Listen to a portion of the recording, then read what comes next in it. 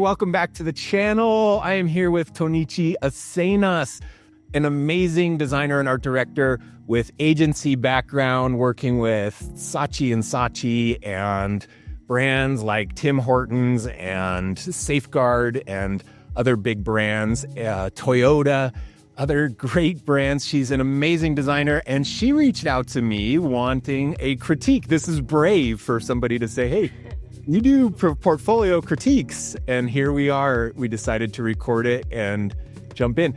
Tonichi, why don't you introduce yourself a little bit to the crew? Join Mike, Janda, and guests to discuss the things that make creative people say, "What the hell, Helvetica?" All right. Hi, Mike. Okay, so my name is Tonichi Acenas. So I'm a bit of a multidisciplinary creative. So I do design, photography, art direction. So what I really like doing is creating like real and tangible brand experiences. So whether that's through design, packaging, photography, social media, and web design. So I'm a bit of a generalist, really, a jack of all trades. And this is something that is a good thing and a bad thing, actually.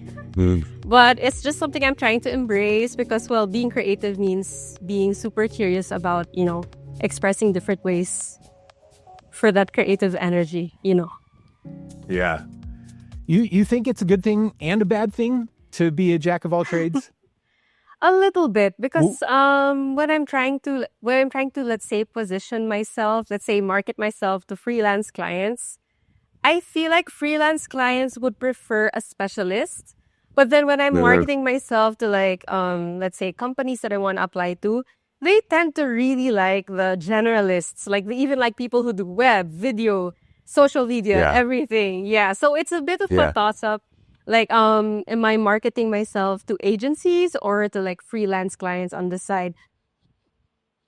Okay, well, this is a great question to start with, because this is where I usually start with portfolio review. I'm going to share my screen.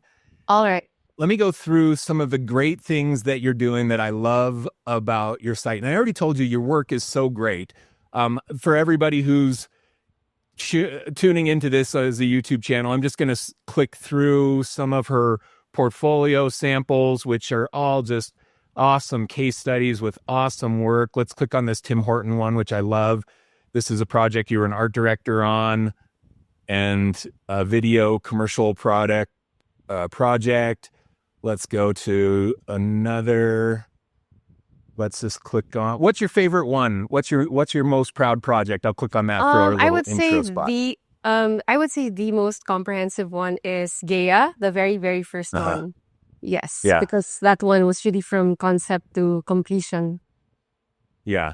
And this is photography that you did, I assume, and the branding and the whole deal on this. Yes, that's right. So you can see the quality in her work. And then when she reached out to me, I was like, yes, let's talk. Your stuff is great, but let's do a collab because your stuff is great. And this is going to be like a fine-tuning kind of conversation, because that's all that's really necessary. Your case studies are awesome. Your work quality is awesome. Your talent shines through in your typography, the simplicity of the design. I think there's so many things that you're doing great. Let me just give you a couple of the general overview things in specifics that I recommend for designer portfolio sites that you're doing really well. The first one is that your brand recedes. It isn't so prominent that it competes with the work that you're trying to show. I always use the phrasing, let the work be the hero. Let the work be the hero. And when you see agencies and your site in general here, you're using just black and white text. You have a color back here, but it's reduced palette. It isn't something super bold and prominent. So it lets the work be the hero, the visual hero of the story. We can click on Safeguard here, and you get into these portfolio case studies. You're black and white. Nothing you're doing here is going to compete with the Safeguard brand. And then we go into a different brand, Tim Hortons, which has this red, and here you are, black and white. Nothing competes with the Tim Hortons brand. So the Tim Hortons brand becomes the hero of this page, and it's not competing or battling visually with your brand. I like that you're using other colors too. So you use this, you have a palette. Your brand has a palette, but it's all a reduced, subdued palette. And I think that that's the way that most designers should go. You have it here on your page. You have this yellow, you had blue on the contact page. You don't have a color palette on these two pages, which we'll talk about coming up.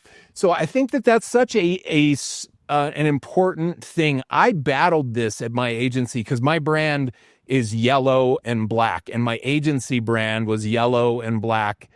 And I battled with my brand competing sometimes with the work we were trying to show because my yellow was so bold. Oh, that's my agency sign back there. The R is the R from my riser sign on my door of my agency. Anyway, that's my palette, and that's my palette now as an educator for designers. Okay, so that's something you're doing really well. Your typography is great. You have a sans serif font and a serif font, and you do it so nicely, getting those to work together. I oftentimes wish that I had a serif font in my brand. I just use Helvetica now, and that's my brand font, and I use the variety of different weights on that. But that bringing in that serif font, I think, it's a nice touch. I love the little icons that you have here, just as little visual touch points. You use that throughout. Okay, you don't have any more on this page, but let's click on like your info page. Here you've got a little smiley face icon, the triangle. Let's see if you have any more down here. You don't have any more, but you're intermingling those into the design, which to me, if I'm an employer or a potential client, I'm seeing that as the little attention to detail, polishy things. And I think that brands should have that. They should have some little accenty, polishy thing that makes it look designy and not just black and white text. So I think that's something that you're doing really well. Let me just check my list of stuff, because I did a little review yesterday. Okay, so this is the overall good stuff. And when I saw your work, that's the stuff that stood out to me. And that's what I replied. I was like, your stuff is great because you're doing so many of these little things that make you look like a high quality designer rather than a beginner. So you shine that way. So congrats. Thank you so much. That's the good thing. That means so much to me. Okay. Now let's go into some of the things that I would tweak, and we'll go page by page. All right. And I'll make some recommendations, and I'll show you some websites of agencies that I've admired for a long time that do some of these things really well. The first one, in this hero section right here, who are you speaking to? Is this a website that is trying to get a new job? Is it trying to get freelance clients? Who's your target here? Currently, I'm trying to target hiring managers and design studios, actually. I really want to work at the branding studio, branding agency, because I've done advertising work. I've also done like photography in-house and all that. But I really want to try being like someone who focuses on brand design and visual identity. So I'm really looking to get like a full-time job in a beautiful design studio. Okay. That's the goal. Okay. Yes. Where do you say that? You say, I'm Tonichi Acenas, an interdisciplinary creative focused on building holistic brand experiences through thoughtful design, art direction, and photography. Okay. You're introducing yourself. For the last 10 years, my focus has been on building brands that connect with people, whether it's working with large-scale campaigns for brand like Toyota, Olay, and Safeguard at Ace, Saatchi Saatchi, or creating digital-first experiences for retail concepts at a local startup. Okay, that's great. Also, where are you saying, meet your new brand art director, or meet your new brand designer, obsessed brand designer. Where are you saying that? And it's a rhetorical question, I know, but in today's world of short attention span, you have to come out and say it directly. And let me give you a couple of examples. So this is an agency near me, Struck. I know the founder and the current CEO. They've all been in the agency space in my city, and I've known them for a long time. And they've morphed their agency several times and their website several times. But here, working with brands ready to be transformed, a simple statement. This is RGA, another agency I love. We create more valuable experiences for people and brands. We're obsessed with what's next. And then Monks is Architects of Now. So these are all agency sites that I'll come back to as examples. But not this statement, because in your situation, I think you have to be even more direct than this. You need a one-liner statement that says, I want to be this, or I will fill this problem for you. I will solve this problem for you.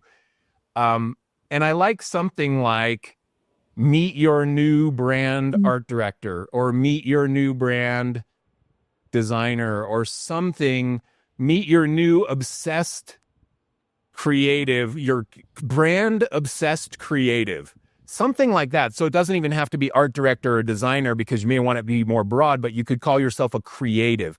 And I think you need that one statement to be the intro on here. Now, one of the problems with this section right here is it's a lot of words.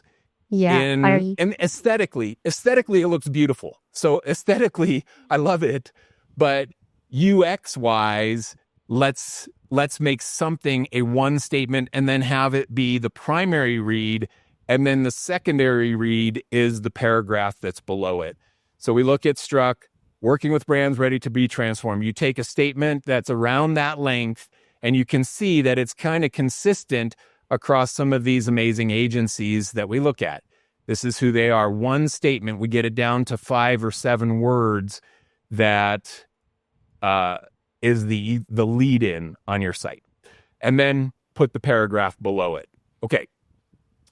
The next thing that I would say about this, I love that you're hot linking these design, art direction, photography. I think you should do the same thing with Toyota.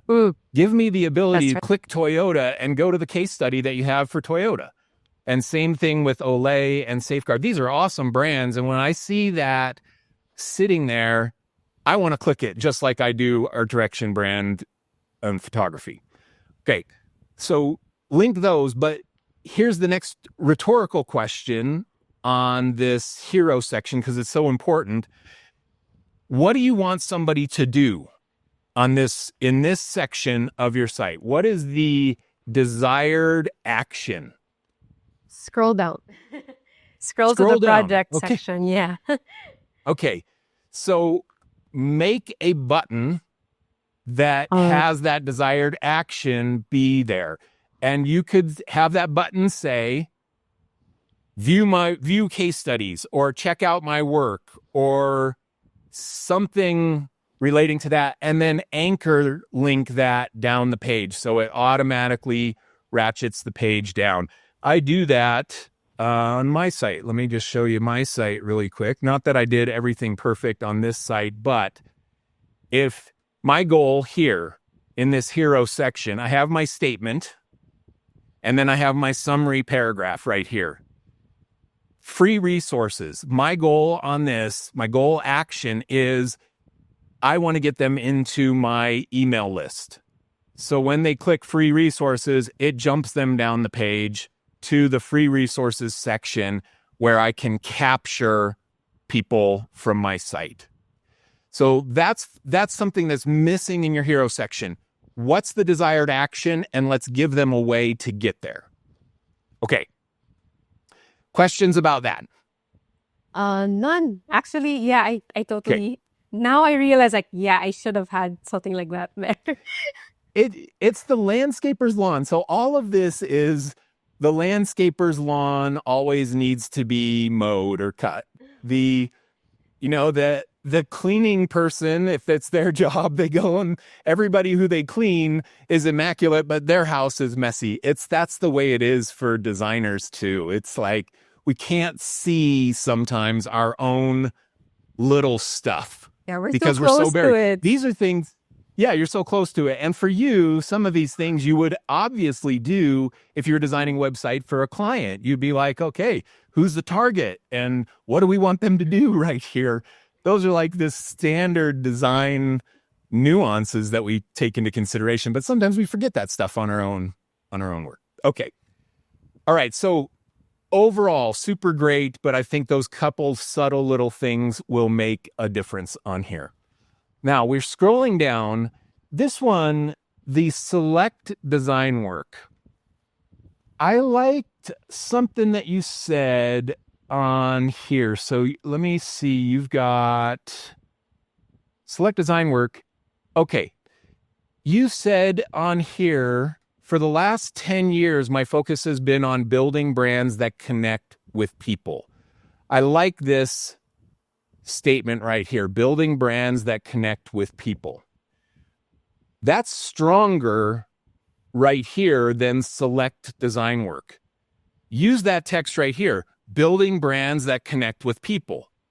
And then maybe a little subline below it that says, view my work below, or something like that. View the work, view my work, or view my case studies, or something like that. But make it reference back to what your sweet spot is, the building brands that connect with people perspective. So I would use that instead of just being generic select design work. Now let's take a look. I didn't look at these sites to see how they handle that on here. They've got about this. They don't even have a header on the promos. Here they just have featured work. Here they don't have a header on those promos. And Monks, let's see, they've got a lot more interactive stuff. In fact, I'm not sure what that is. Let's see. Report. Okay, so a little bit a hierarchy or subsection issues perhaps on some of these sites, but they're all great. And some of these bigger agencies get to play by whatever rules they want and not have to do things so perfectly like those of us that are trying to capture clients in a different way. Other than reputation, some of those agencies have such great reputation that people are coming to them, whether their website even exists or not.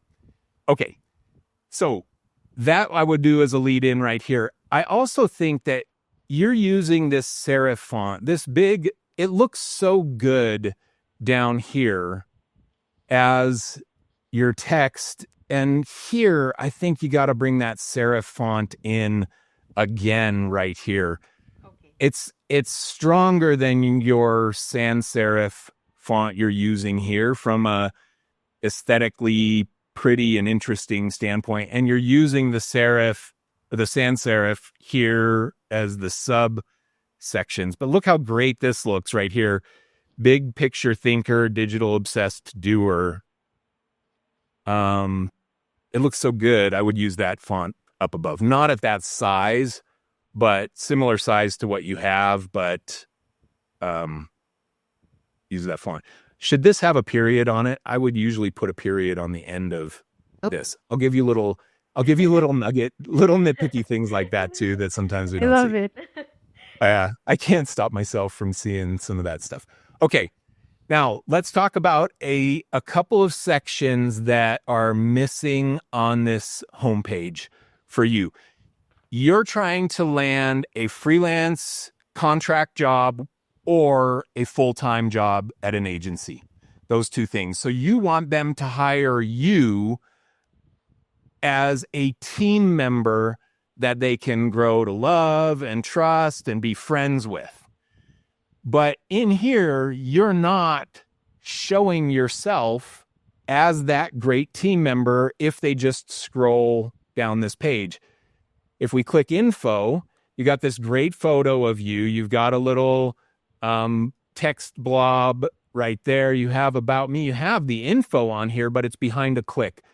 I would scroll, or I would add probably below your work a little Meet Tonichi section and an intro paragraph that says kind of the summary of you, and then a learn more button below that. But bring in a photo of you into this page. I saw on your LinkedIn, you have another photo that you use on LinkedIn for your profile pic on there. That's in the same photo shoot as this one that you have on here. If you have others, use them so that you can show more shots of yourself and not have it be the same photo every single time. Now, when I looked at somebody's portfolio, like if I was considering hiring you, applied at my agency, I would look at this and I would say, oh my gosh, I would know already right here without even clicking on your work that I would interview you. I would know that from the general aesthetics of what this looks like. I like your big text here. I like this. I like the little nuance icons that you have in here. I would know that I'm going to interview you already.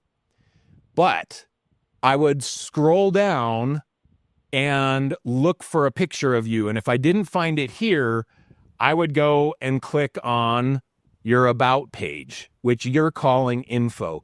I think more traditionally, this is an about page, and I would use the word about instead of info on there. And let's just see what work, about, news, careers, that's struck.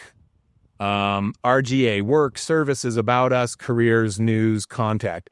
RGA, I'm not critiquing their site, but they only have one button that has 2 words in it. All the other ones are single word. I'd get rid of the us if this was a critique of RGA's website. Just have it be work, services, about, careers, news, contact. Let's see on Red Antler, work, about, clients, careers, Okay. contact, press. So I think I've beat that horse dead right there, but about, have it be, nobody's using info as the standard on there. Anyway, have a module down below after they get through some of your work that has a picture of you and a link out to your site or out to your info page. All right. Another thing that I would add to this page right here, there are 2 more things. The first one is some kind of hierarchy of the projects. You mentioned Gaia, and I love Tim Horton. And I mean, any of these could be what I'm going to explain to you right now. The Toyota stuff, super work that everybody needs, that kind of work. Olay is great. You need some kind of visual hierarchy in the work you're showing. And let me look here. We have 4 projects on RGA's homepage. Here, they're all the same hierarchy. Okay, this one, well, actually, let me go back and just see. Maybe Struck's doing it here. Okay, Struck is using these big promos. I would probably say take your top 1 to 3 portfolio projects and make them a 2-column wide promo. So you're saying, this is the one I want you to look at first, Gaia. The next one I want you to look at is Tim Horton. And the next one is the Leela, skincare and beauty. And then below that, go into 2-column smaller thumbnails for the ones that you want to reseed in that. I think you're missing some visual hierarchy there of driving someone to the click that you want them to take. Okay, the next thing that I think you should have is a logo bar that is your social proof bar, or your, and let's just see if they do it here, nope, they don't have one, but your icon, your logos of the Oh, of the brands that I've worked with? Of the brands, you've got great brands. Ooh. You got great brands. Let me click on, I know I have this on my portfolio page on my site. So show it. When you've got brands like Toyota and Safeguard and Saatchi and Olay and brands that people have seen, let's get those in a prominent way on your site. I Okay? think mine is hidden in my about page. It's at the Oh, bottom. it is. See what? Okay, so this is yeah, okay, so perfect. So take that module and stick it on your homepage. Okay. Don't assume that somebody's going to click. And it's so powerful when you have great brands that you can show. If it was like Joe's Plumber and John's Pizza Shop in some small town or something, then yeah, it doesn't have the strength that yours does, so you don't put it on. But yours has strength and power with brands that people recognize. So let's get that as a section on your homepage. Okay, the final thing on the homepage that I think you really need is we've got motion and a reel right here on Struck. On RGA, we've got motion and a reel.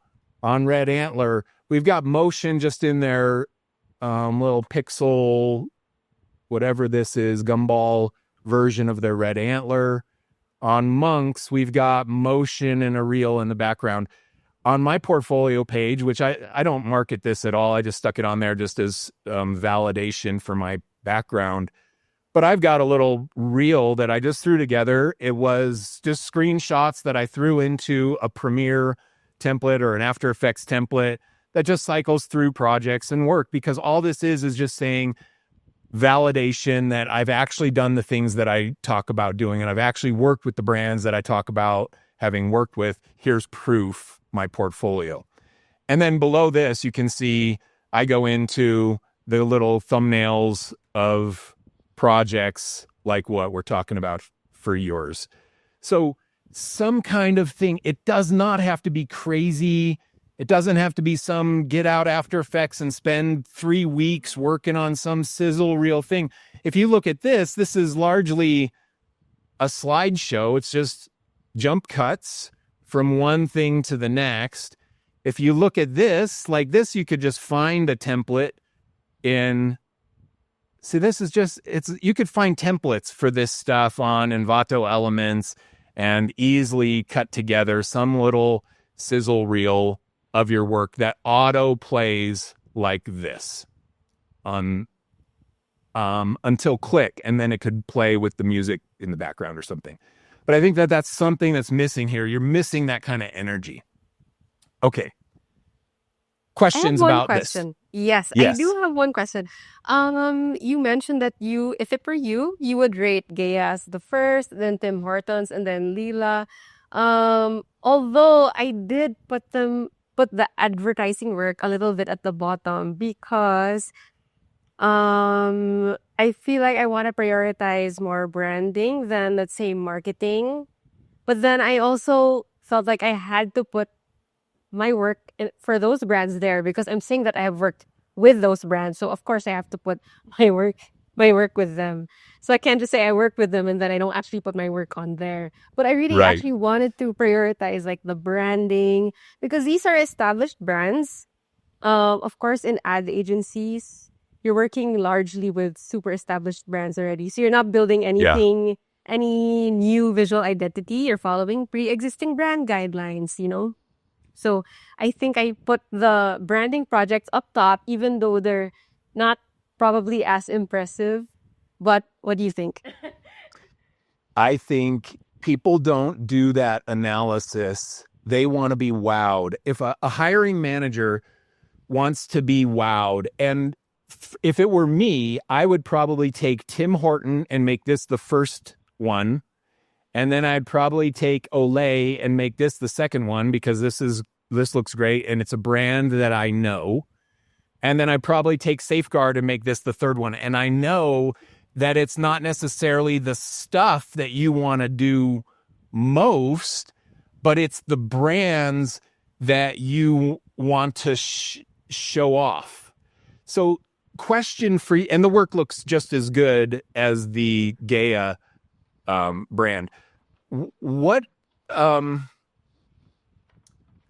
is the desired emotional response from the hiring manager? So we're targeting a hiring manager at an agency to try and land a contract job or an in-house creative job. What do you want them to think and feel when they see your site? I'd want them to think that I'd be a great addition to the team and that I'm super capable and that I wouldn't need to be trained from scratch like other junior designers maybe. Yeah. Okay. So Gaia does not tell that story as well as Tim Horton.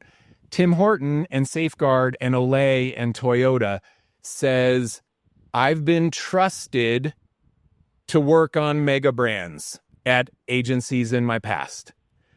I won't have to be trained to do stuff because look at the work that I can do that I did for big brands before. If that's the story you want to tell, then those major projects tell that story better than this one, which, yes, it's a more comprehensive deliverable, but use this in your interview to show the breadth of capability, not as the thing that's trying to elicit an emotional response from the hiring manager. The emotional response is going to be, it's going to be exactly this. I'll tell you exactly what my brain would do if I came to this website. You applied for a creative director job at my agency. This is what I would do. I would click the site and I would be like, okay, this is great. I see the typography is awesome. This is great. I'm going to scroll down. Oh, look. Oh, Tim Hortons Safeguard. Okay, cool. I'll click on this one because it's big and red and the coffee cup looks great. And I would click in here. I'd be like, oh, yeah, so this is great. She's got talent. Nice design aesthetics. All right, what does she look like? Does she look like she'd fit with our team? Oh, there's no picture here. Info, is that the same as about? I'm just telling you exactly what would go into my brain. Oh, okay, there she is. Oh, yeah, she looks nice. She got a great smile. She looks a lot like Sally at my agency already. I can tell she's going to fit in with the team just in the way that she emailed me. And I'd scroll down and I'd be like, yep, this all looks great. Okay, how do I get in touch with her? I'm going to go reply back to her email. That's pretty much it. Like that's the entire review. So if they give you what I gave you in that was 2 clicks, if they give you 2 clicks, don't waste your click on Gaia. Even though it looks great, it isn't a leave behind emotion like Tim Horton. Tim Horton, for me, I'm like, okay, I know that brand, or Safeguard, I know that brand, or Toyota, I know that brand. She can be trusted. She works with big clients. This is going to be great. She's who we've been looking for. But if you waste the click, and I'm not saying it's a waste because it's great work in the Gaia here, but it's not as impactful from a brand memorable standpoint. It's not a mega brand, and you have work for mega brands. Okay, got it. Okay, questions about that? I had one question about the section that you were suggesting about the Meet Tonichi portion. The intro paragraph, the summary of you, and then do you suggest I put that before the big picture thinker, detail obsessed doer? Or should that be kind of like consolidated in the same section? No, I think I would do it before, and I think that this needs to be a call to action of what you want them to do, and I would put a button right here that says, let's work together. Okay. Or yeah, that works. Hire me if you want to sound more direct. But let's work together is one that I used a lot in my agency sites because it's a little more subdued, but it's still direct. So this should be your bottom footer CTA, but above it, you should have the opportunity to show a picture of yourself and a little paragraph with a meet Tonichi. Okay, thank you. Okay. Other questions? Currently none. Super clear. Okay. So let's go into the design and photography pages. So here, all the work is so good. And I know I've told you that a bunch of times already. The work is so good. This is your studio site version. And I pulled this up because I think you're doing some things better here than what you're doing on your personal site. And one of them is that you're doing a big hero section as a visual anchor on your design page and your photography page. I would do that here as well. It's missing. It's missing here. Okay. I don't think you have to have it be as tall as this. Make it, another 300 pixels smaller. But Okay, I do actually, like that this gives me a landing space, okay, You're I'm going to not say sure. something? Yes, in defense of Yeah. this one, I Yeah. don't know why it's showing up this tall. It's Oh, supposed to be like a yeah. It's regular. because my windows, Yeah. you have it as a Oh, percentage. okay. I got it. Yeah, you have Okay, it as I a have to fix percentage this. and it's not. Yeah, so Also, Mike, it's that's so why. funny. It's so funny because I didn't link this website of mine. So this one's supposed to be the first site I made actually. This was supposed to kind of cater to freelance clients, like small brands, small Yeah. businesses. Yeah. So this one Direct to client. this isn't my hire me website, but Yeah. it's here. You found it. Yeah. Oh, yeah. No, I find stuff. I had to do a little research before. Wasn't just going to say, hey, come on and let's do a collab if I didn't Okay. have enough of research. Anyway, I think that this looks good this way. And I do think just make that shorter, smaller. Don't use percentage. I'm not a fan usually of percentage height on stuff. Monks does that. If we look at this, this is a percentage thing, and they have to put a little scroll down below it. And I'm sure that if we look at this, like here in size, it looks great, but I like teasing the scroll. So let's look at Red Antler doesn't. Okay. RGA teases the scroll. We have their summary statement, and then I see the top of this. It makes me want to scroll. If you go 100% vertical height, you're not teasing the scroll. Struck does it here. Tease the scroll. I can see only part of this. I want to scroll down so I can see all of it, and it gets me into that motion. And when you have your site right here, yeah, you have it, but as a percentage, you're not in control. I guess you could say you are. You have, if this is like 70% height or 60% height, that's probably what it's set to. I'd still just make it a fixed pixel height. Tease the scroll. Okay.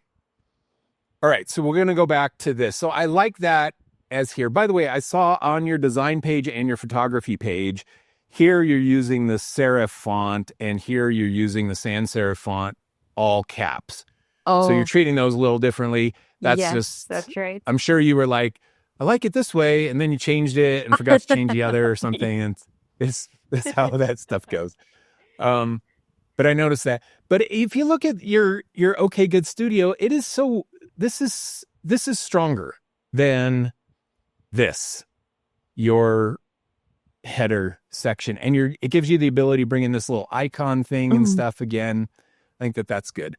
On this page, if we're doing a double wide hero design promo for like Tim Hortons and Olay or something like that, then on here, I'd probably still just make them a gallery like this.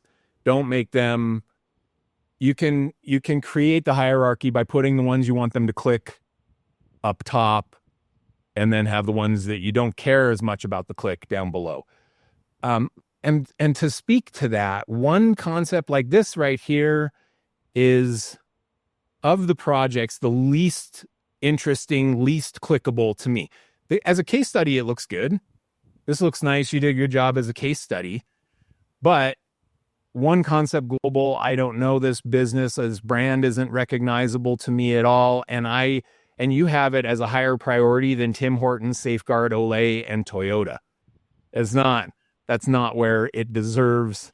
It deserves to be below those, even though it's a nice case study. Keep it on your site, but don't make it have higher priority than these other projects. Okay. Let's go to the info page. Okay. I did have one comment on here. I think you're a little tight on your leading in your body copy. I think you can air that out a little bit. Like this looks nice right here. You've got a little bit more line spacing. And here we're a little bit tight. And there's no need. In today's world of people are scrolling anyway, I would just, and that's such a nitpicky thing. So congratulate yourself that it's super nitpicky. But that's the only real thing that I would say on here. I would also make a little bit more space on top and bottom of this previous client's, or maybe not the top, but the bottom is tighter than the top. You have, 150 pixels of height above previous clients, and below you have like 80 pixel height here. So get it to open up a little bit more. Okay, let me give you something. Okay, here you have it. And I love this. When I'm not working, I'm passionate about all things culture, taking photos of ordinary days and cool furniture. Show me that. You want me to hire you to be on my team? Show me what you're interested in outside of just the design stuff, but do it at the bottom. I look at about pages as a 90-10 rule. 90% business, 10% personal on a page like this. And that personal stuff, and you did it like this right here. Take this paragraph. This is 90% business. And then you have one statement at the end, 10% of your personal. Because I'm hiring you. I want to get to know you. I want to feel like I know something about you before I jump into my conversation with you, my interview. I had one of my employees at my agency did this. He did all this woodworking stuff. Like he made his own toys and stuff, wood toys, and they were all like super polished, smooth, and all kind of Scandinavian style thing. And he makes them on his equipment he has in his garage, and they were amazing. And he put it on his website, and I was like, man, that is super interesting. I love people that have this side passion thing. I'm interested in talking to him just because I'm so interested in that. I felt like I knew him more because he put that on there. So and especially with you, taking photos of ordinary days and cool furniture. Show me some of the photos. Put a gallery on the bottom of this page right here. And maybe take this text and make it its own section. Down below here, make it its own section that is when I'm not working. So envision this on this page. You have about me. I would make this header the same here. If you say that this is your H2, let's have about me be number 1, experience be number 2, education be number 3, and then when I'm not working be number 4. And when I'm not working is this little blurb of text. You take it out of this section, use it as your blurb of text, and then you put a little gallery of the photos, the cool furniture, the stuff, because that gives me insight into you. Let me ask you a question. Why did you reach out to me? How long have you been following me on socials? What's your history of knowing about me? I actually started following you around September 2023. It was when I took on like a branding client also, and then I found that your content was so valuable, and it wasn't just like skimming the surface of things. You were giving like actual, actionable, concrete systems. Yeah. Like you were giving like the very meaty, the real thing that people actually hide online, or people like make content maybe just for the sake of making it. Like you just skim through like the very surface level, what do you call this? Very surface level information, but you were giving it like leaps and bounds. You're like so generous with it. And so that's how Thank I you. started following you. Actually, Okay. I even sent a post to my sisters. I was like, "Where has this guy been all my life?" That's what Oh, I said. good. Yeah. Thank you. Yeah. Okay. So did you feel like when you reached out to me, did you think that I was going to reply to you? No, it was You really didn't just think? no, I didn't think because When you had we, like okay, let me ask you this question. When we got on this call today, did you feel like you knew what I was going to be like on a phone call already? Just from from watching seeing your content? videos, yes, Yeah. more or less. And this is what I'm trying to get at is that I built a relationship with you that I didn't even know I was building. And I built that relationship with you by showing my real personality, by sharing video content, by sharing, if you see my Instagram stories and stuff, sometimes I'm showing my office or I show when I go to my favorite burger restaurant and stuff. I show stuff that is behind the scenes things that I do because I'm going for the 10% personal stuff. So I'm 90% business, 10% personal. And my Instagram stories is usually where that 10% personal comes out. But the objective is that I'm building a relationship with you before you even reach out to me. And you need to do the same thing with this one about page right here. Build a relationship with them so that they know what you're obsessed with. You love taking pictures and you love interesting furniture and stuff. And I know your photography is already a passion of yours because you offer it as a service. Man, show it. Show it is the point. Show it. Show that personal side so that when I interview you, I already know, oh man, I know what she's going to be like. Here's a little secret. I only interview people. If I'm interviewing somebody, it's their job to lose. I don't waste my time interviewing somebody that did not pass all of my design aesthetic tests at the start. I interview just the people who I'm like, yep, Tonichi, no doubt she's a good designer. I'm going to hire this girl. I was going to say I'm going to hire this chick, but that's because I grew up in the 80s. So I'm going to hire this chick. And I'm careful because some people don't like that, but I say it anyway. So I'm going to hire her for the team unless she blows the interview. That's my mindset every time I go into a thing. Now, you have to take that into consideration when you go into an interview. It's your job to lose.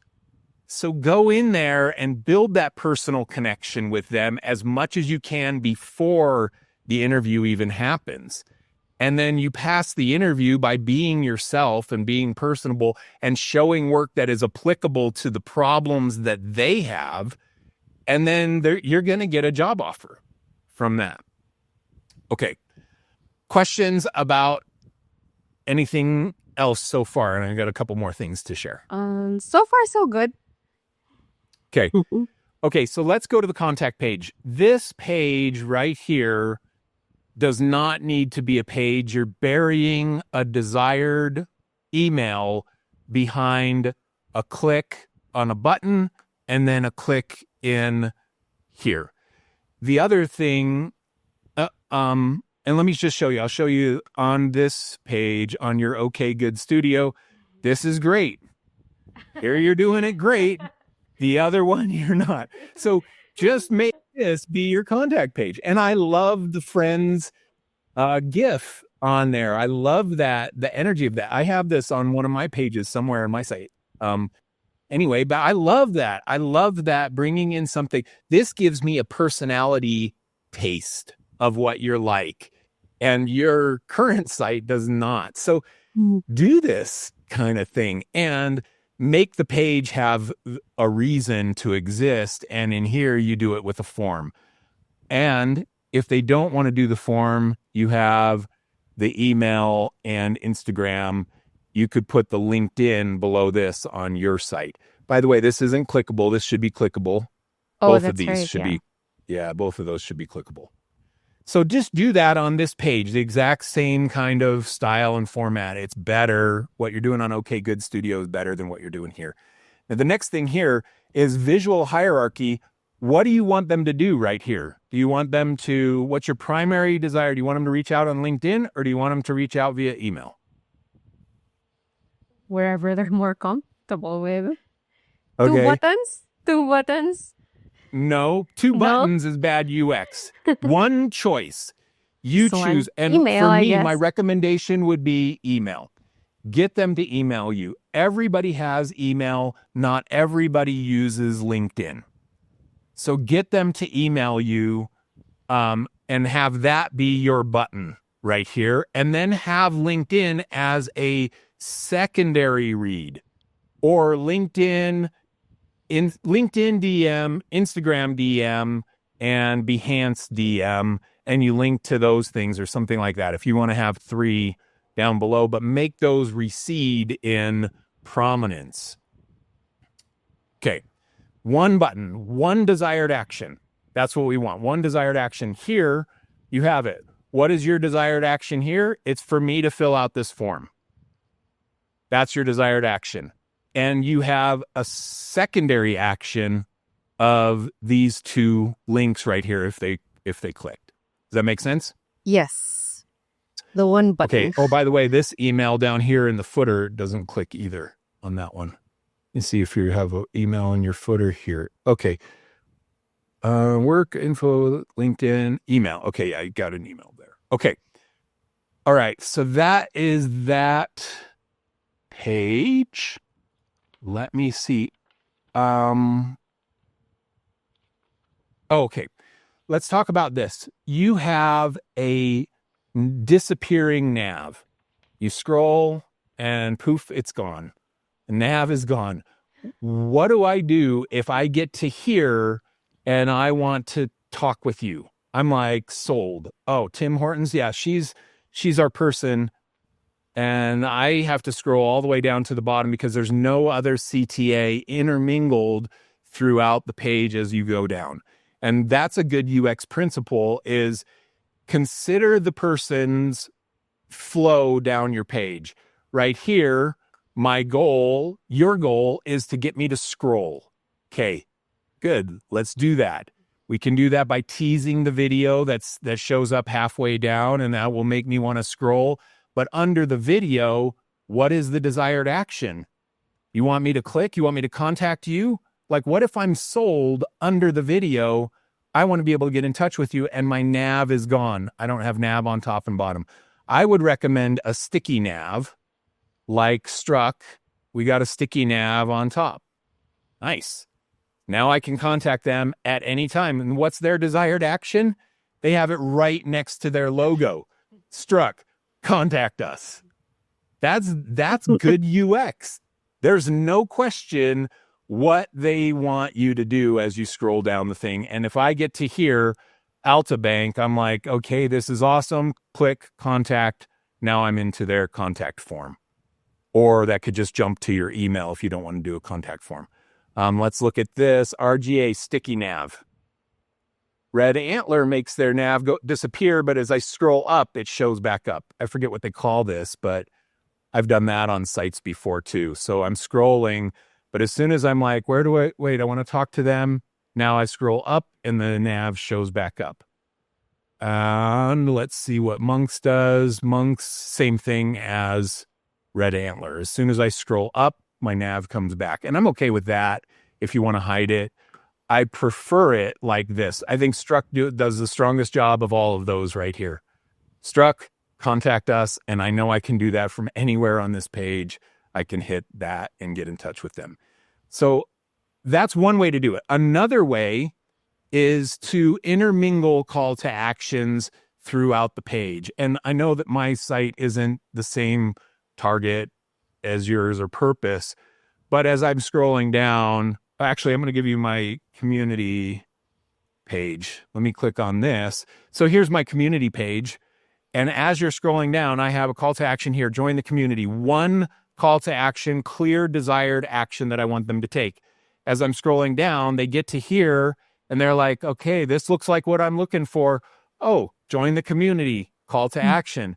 Then they're scrolling down. They didn't click it there, but I'm going to scroll down. Oh, these are interesting testimonials. Oh, wait, you get all of this stuff? Oh, I should have a CTA right there. That's what I should have. I can see it as I'm talking through, but I have it below this one. I should move this up above because I think you get them a lot. before I ask for another click. But you can see I'm intermingling as I scroll down. I'm intermingling in calls to action so that I'm giving them the opportunity to act after I've convinced them through my work that I'm the right choice. Give them action options. See, there was another one, and then there's one in the footer right here. So I have 1, 2, 3, 4, 5 CTAs plus the heroes. So 6 CTAs as you scroll down the page. Now, this page is a lot longer than yours, but you need at least one more. Once you add those other modules, you need at least one more that goes down there. Or you can handle it like Struck and just keep your sticky nav and this button up above. Then we know at any point I can contact you from here. Okay. What other things do you want feedback on? I'll give you a lot of little minutia stuff. I love that because other people, let's say I ask my sisters or I ask my friends, they're not gonna notice any of that. They don't notice any of that. They're like, "Oh, it's nice." So like, I need someone to roast it. It is really. nice. Okay. Thanks. I did have one question. Actually, you mentioned. Yeah. So my other website, okgoodstudio.com. I Yeah. actually went back and forth on something here. In my personal portfolio, you can see on the photography page, I kind of group my photography work per project.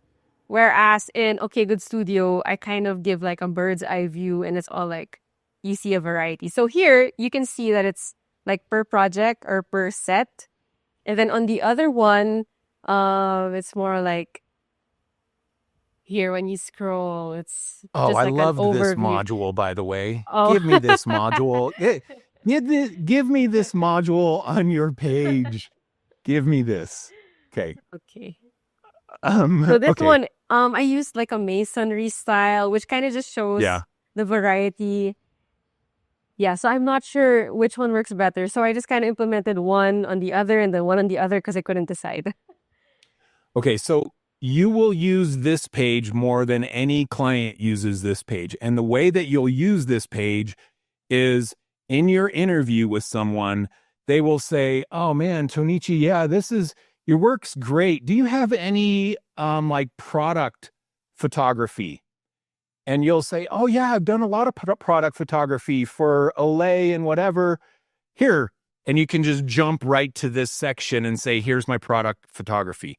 Or they'll say, "Oh, this is great. Have you ever done any jewelry photography?" And you can say, "Yep, here's all my jewelry photography." So that you'll use this as a conversation point in your interviews with people. On here, if they ask you, "Hey, have you done any product photography?" This is how you'd respond. You'd be like, yeah. Okay, so here's one right here. Oh, here's another one. And here's one. And you're jumping all around, scrolling down the page instead of getting right to the section. So yes, you're doing it right on your personal site and wrong, you could say, on this site. Yeah. Your photography is so good too. Like all of this is so good. Your work is so good. It's all so good. Thank you so much. So good. Okay, what other questions you got?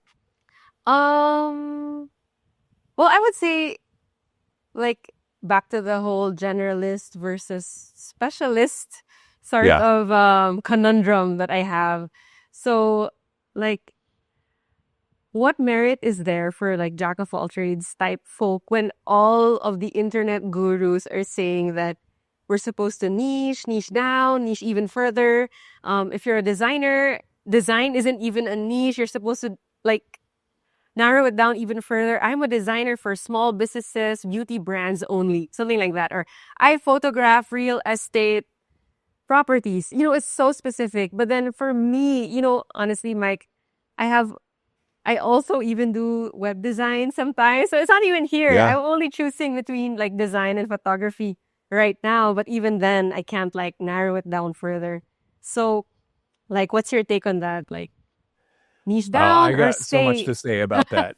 So niching down, I totally agree, but I recommend that people niche down based on campaigns and landing pages before they decide that they are one thing only. So if I was a photographer and I had done product photography, lifestyle photography, and real estate photography, I would have my homepage be, "Hi, I'm Tonichi. I'm a photographer. I love to shoot lifestyle, real estate, and products." And that's my hero on my homepage. And then I do a homepage section that is something like what you've done here, where it's sectioned off.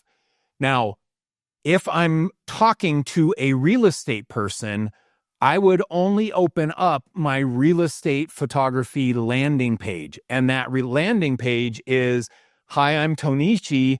I love real estate photography. It's one of my passions. Check out my work below." And it's all real estate photography. And I would use that as a marketing tool to real estate photography potential clients. Now, I think that people take a risk in changing their homepage too soon based on a niche, because then they're alienating other potential clients.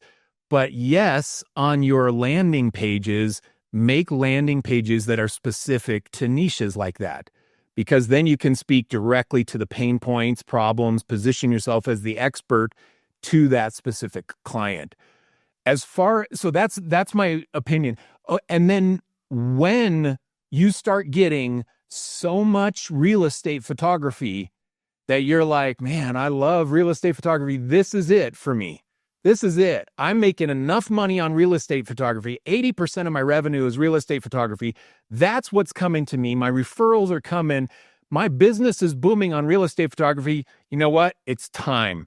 It's time for me to just say I'm a real estate photographer and hide the rest of the stuff. I don't want it anymore because I have enough revenue from the one. And I think that that's good to do. That's good to do.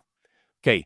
So that's the if I'm going direct to client perspective. Now, Direct the to client. generalist, the generalist version, if you can go into Saatchi Saatchi and you can be an art director over a video commercial project, and you can art direct a photography project, and you can art direct a print campaign, you have a lot of value to Saatchi Saatchi because you're filling multiple holes in their business. They have all those holes. They have those. They need those things. So I like hiring generalists in my agency. I loved it. This is what I look for and you do this so well right here. I would look for a designer, because most of what we were doing was design related, and I loved one extra skill. So I had a couple designers that were designers and they could do illustration. I had a designer and he could do photographer. Actually, I had two. I had two designers and they can do photography also. I had a designer and they can do video editing. So I loved having those people that could wear multiple hats and fill multiple problems that I have in my business. Man, it's hard to get rid of those people. So don't hide the fact that you have a broad skill set. Okay, thank you so much. Actually, Yeah. I had one more question for you, Mike. Yes. Good. Actually, no, I have two. I have Okay, two good. more questions for you. My first one was something about, as you can see, it's kind of hard for me to make a decision because I have like all these options in front of me. Opportunity Yeah. cost, it's right there. Like if I choose one, I'm gonna let go of the other one. So another one is like, you know how some people, let's say for you, you built like a personal brand of your own. So you're like front Yeah. and center, all the branding and all of that. Versus, Yeah. let's say, putting up your own, like, not really faceless, but kind of like a self-owned agency where you're like the sole Yeah. creative, where it's a little bit on the corporate side because Yeah. it feels like you're, let's say, a small client I feel like if they go for just like a solo freelancer, let's say just me, I feel Yeah. like they don't value that as much as like working with a small agency, if that makes sense. So So is it your a question yeah? is, do you make do you brand it with a face versus hide your face? Is that your question? Well, what's the merit in kind of doing personal branding? Let's say Tonichi Acenas, photographer and designer. That's my Instagram versus like a self-owned agency page like Okay Good Studio. I was trying to combine the two actually. Maybe Okay Good I Studio see. could have me as like the profile photo and then something like that. Yeah. Okay, so what do you want? And when I asked you that at the start, you want to find an agency job at a cool agency with a fancy office, then a cool team that you can become friends with and collaborate. That's your goal, right? Yes, but I Okay, also so have this other goal. No, okay, what's the other goal? I don't think the agency thing would have me doing a lot of photography work. So I wanted like on the side I could build my own little thing like freelance gigs on the side. But I feel like Yeah. I'm trying to do too many things all at the same time. So Okay. So okay, let me give you the broad answer. In today's world, people hire people, and you should be the face of your business. And most big businesses have a face and embrace it. Bill Gates is still the face of Microsoft. He doesn't even work there. Jeff Bezos is still the face of Amazon. He doesn't even work there. Steve Jobs is still the face of Apple, and he's been dead for 15 years. So I'm just using those as examples. Elon Musk is the face of Tesla and SpaceX and a variety of other businesses, and he hasn't been there. He's still kind of the face of freaking PayPal, and that's been 25 years or 20 years or whatever. So there's still this businesses have a face so that they can build a real relationship with the potential client because humans hire humans. So embrace that for that reason, number one. Number two is in today's world where creative work can be done by robots, AI, template tools, image generation, blah, blah, blah, all this stuff that is coming out that is taking creative jobs from other people, from humans. You need to embrace you, and you need to embrace the human side of your business. So be the face of your business the way Steve Jobs was the face of Apple, and humans hire humans. So you got to differentiate yourself from the robot ways that people can get creative work done today. So yes, personal brand, get into it. Let me show you this. This is IDEO, and I love this agency right here. So if we go to their About page, it's not on their About page, they have a leaders page. So IDEO, super cool agency in the Bay Area. They are the agency that if you need an invention, you go to them. And they have this page right here where if I scroll over it, you get a different shot. They're humanizing. Look, their agency, these are just the leaders of their agency, but this is humanizing their agency, and they're a lot bigger than my agency ever was, and their brand is bigger and bolder and better, and most agencies would want to be them, so they're humanizing it. Let's see if any of these others do that.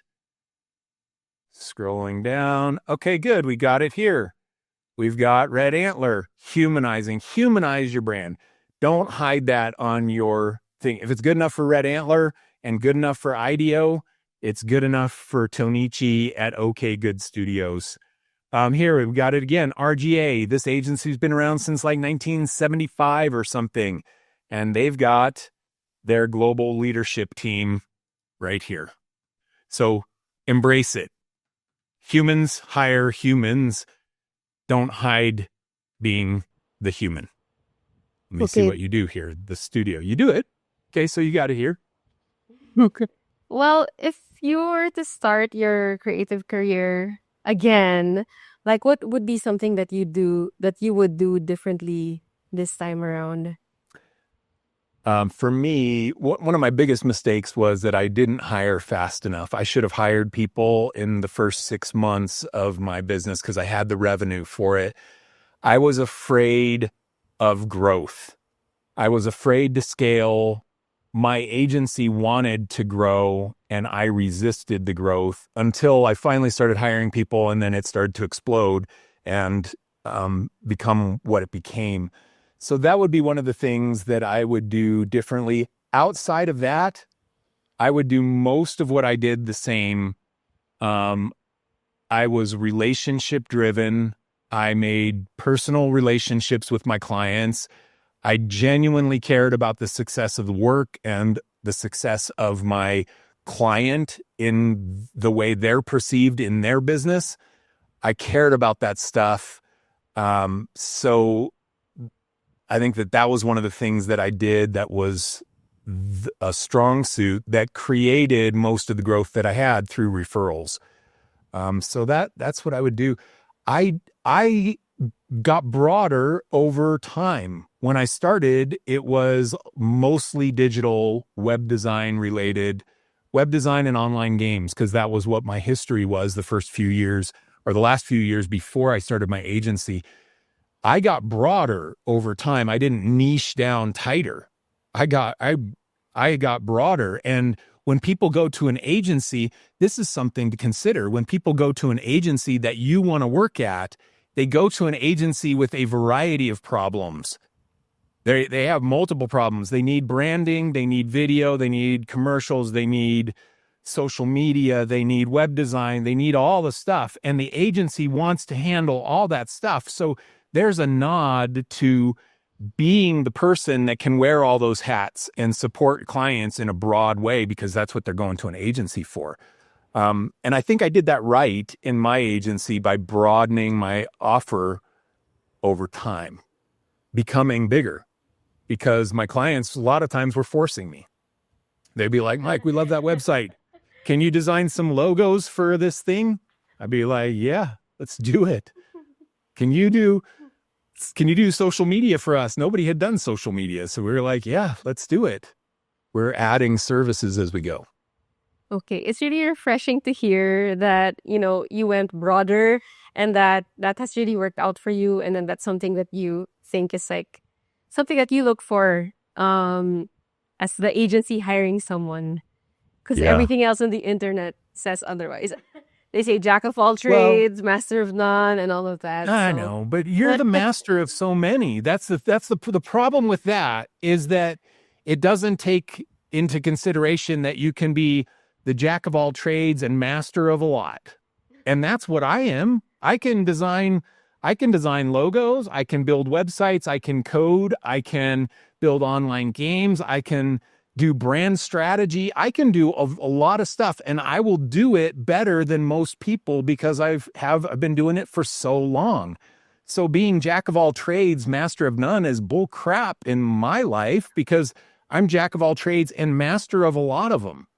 And so you can be that. You can be that. Okay. Thank you so much, Mike. Do you have any more questions for me? No, it was super fun. Thank you for listening to all the minutia. I get into the weeds of this stuff. Like, I see these little things and I love to tweak it. These are the things that other people don't care about, but these are the things that the designers care about. Like that tiny agency. Pixel. Yeah, the agency creative director is going to see it. They're going to see it.